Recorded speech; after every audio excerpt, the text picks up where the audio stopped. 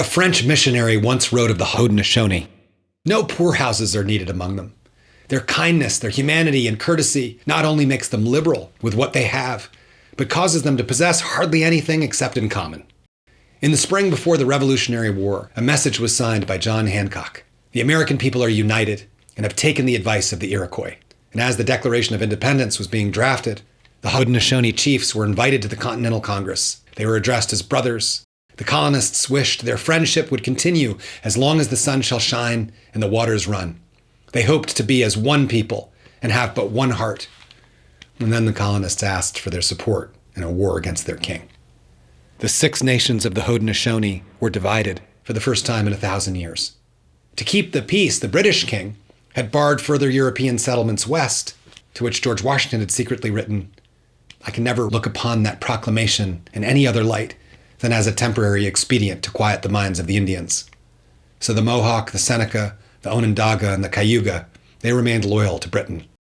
The Tuscarora and the Oneida sided with the colonists, while George Washington issued orders against all 6 nations, saying, quote, "The immediate objects are the total destruction and devastation of their settlements, the capture of as many prisoners of every age and sex as possible. It will be essential to ruin their crops now on the ground and prevent their planting more. Lay waste all the settlements around and do it in the most effectual manner, that the country may not be merely overrun, but destroyed. You will not by any means listen to any overture of peace before the total ruinment of their settlements is effected." Washington burned over 40 villages, fields, and stores. He commanded the destruction of the continent's oldest democracy. With half their population gone from Washington's campaign and resulting famine, the Seneca chief corn planter addressed him directly as follows: "When your army entered the country of the 6 nations, we called you the town destroyer, devourer of villages.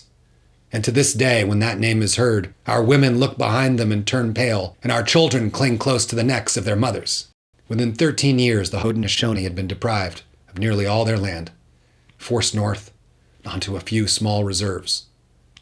While the British colonists had emulated the spirit of unity and compromise inspired by the Haudenosaunee, they still held fast to the caste and class systems of the feudal societies from whence they'd come.